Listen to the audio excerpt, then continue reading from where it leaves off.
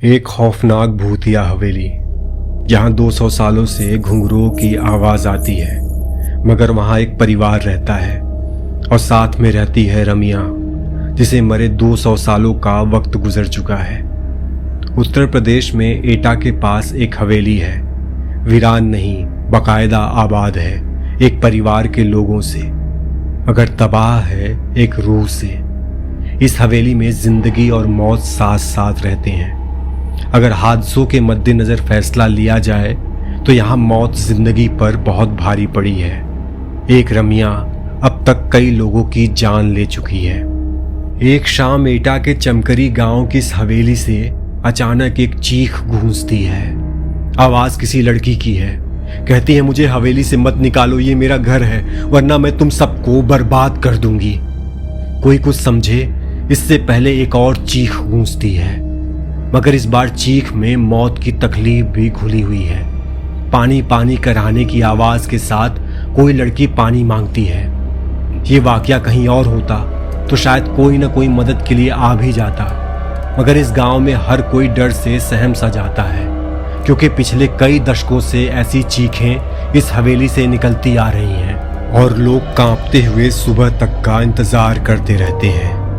इस हवेली के मालिक सत्येंद्र तोमर कहते हैं कि यहाँ पहले सब ठीक था, लेकिन धीरे धीरे ये दिक्कत बढ़ती गई। यहाँ घुंघरुओं की आवाज सुनाई देती थी, नाचने की भी आवाजें आती थी। इस तरह प्रॉब्लम क्रिएट होती रही। कभी कभी ऐसी डरावनी आवाजें आती, तुम लोगों को घर छोड़कर जाना पड़ेगा, ये मेरा घर है। इस तरह से हम लोगों को डरावनी आवाजें सुनाई देती थी। हम लोग खौफ के साए में जीने लगे, लेकिन सवाल ये था कि आखिर कौन है ये लड़की और इसका इस घर से क्या रिश्ता है। क्यों दिन ढलते ही इस हवेली के पास से होकर गुजरने वाले रास्तों पर कब्रिस्तान सा सन्नाटा पसर जाता है और एक अजीब सी लड़की इस हवेली में भटकती दिखाई देती है। कभी झरोके से झांकती तो कभी हवेली की छत से टकटकी लगाए दूर किसी मुसाफिर का इंतजार करती। जिसने उसे गौर से देखा है बताते हैं कि उसकी नजरें बर्छी की तरह कलेजे को चीरती सी लगती है। इस हवेली के आसपास रहने वाले बुजुर्ग बताते हैं कि रमिया बाई की पायल जब छनकती थी तो लोग दीवाने हो जाया करते थे।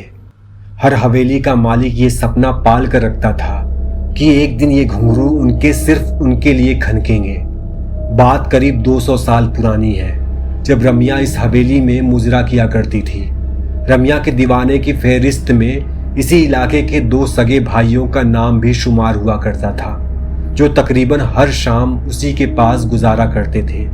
मगर रमिया उस बला का नाम था जिसकी खूबसूरती और हुनर के आगे क्या रिश्ते और क्या नाते पल भर में बिखर जाते थे। और यही हुआ उन दोनों भाइयों के साथ भी। रमिया को लेकर दोनों इस कदर जज्बाती हुए कि एक दूसरे की ही जान के दुश्मन बन गए। और जब रमिया ने बेकाबू हालत काबू में करने की कोशिश की तो गुस्से से लहराता एक खंजर रमिया के ही शरीर में उतर गया। दरअसल ये कहा जाता है कि दोनों भाइयों की लड़ाई में रमिया बीच बचाव करने आ गई थी।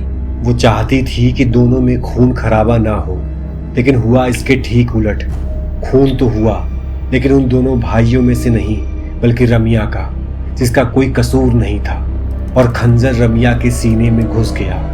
वो खंजर बहुत गहरा जख्म छोड़ गया था। जिंदगी की सांसें उसकी टूटी हुई पायल के घुंघरुओं की तरह बिखरती जा रही थी। मौत दस्तक दे चुकी थी और फिर रमिया के साथ ही नाच गाना, मस्ती ठिठोली सब कुछ खत्म हो गया था इसकी मौत के साथ ही।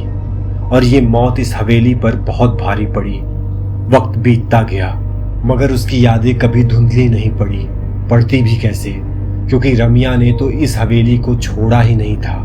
वो आज भी लोगों को नजर आती है, मगर गाती गुनगुनाती नहीं, बदहवास घूमती हुई, याद करती हुई उन सुनहरे दिनों की, जब एक महफिल उठती नहीं कि दूसरी सजाने को बेताब लोग वहां पहुंच जाते हैं। फर्क सिर्फ इतना है कि 200 साल पहले इस ड्योढ़ी से निकला हर कदम मस्ती में झूमता हुआ निकलता था, मगर आज यहाँ से लाशें निकलती हैं। इस बारे में हवेली के मालिक सत्येंद्र तोमर बताते हैं कि मेरी माँ को एक दिन साया दिखाई दिया था, इसके बाद उनकी मौत हो गई थी। इस तरह रमिया का प्रकोप हमारी हवेली पर हमेशा खौफनाक साए की तरह पड़ता गया है। एक एक करके मेरे 3 बच्चे, फिर मेरी पत्नी की भी जान जा चुकी है। हालांकि अब इस हवेली को बचाने की जिम्मेदारी सत्येंद्र पर ही है। वो एक पढ़े लिखे इंसान है और इससे पहले वो भूत प्रेत जैसी बातों को मानते भी नहीं थे, मगर आज जब वो अपने परिवार पर नजर दौड़ाते हैं तो हर रिश्ता अधूरा नजर आता है। वो जिंदा है मगर पत्नी नहीं रही, कोई बच्चा जिंदा नहीं है, माँ मर चुकी है, भाभी है मगर भाई जान गंवा चुका है। कहते हैं कि तोमर परिवार से पहले इस हवेली में गुप्ता परिवार रहा करता था।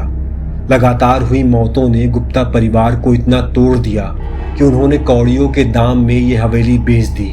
खरीदी तोमर परिवार ने और खरीदते ही बच्चे बूढ़े जवान एक एक करके 8 लोग मौत के मुंह में समा गए। फिर सहारा लिया पूजा पाठ का। नतीजा ये निकला कि जिसने पूजा पाठ कराया उसकी भी जान चली गई। इस हवेली के बारे में पुरानी मालकिन ओमवती गुप्ता बताती हैं कि आगरा रोड पर बसा चमकरी गांव है।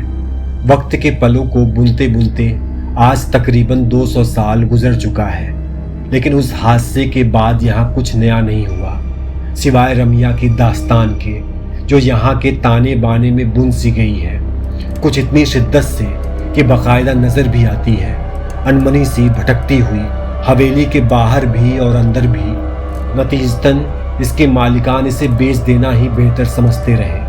यही वजह है कि आज इस हवेली में किसी के चेहरे पर रौनक नहीं नजर आती। बच्चे गुमसुम से रहते हैं, बड़े जैसे बस जिंदा हो। घर घर सा नहीं लगता, और लगे भी कैसे, क्योंकि घर ने उन्हें कभी अपनाया ही नहीं, अलबत्ता छीना जरूर उनके तमाम अपनों को।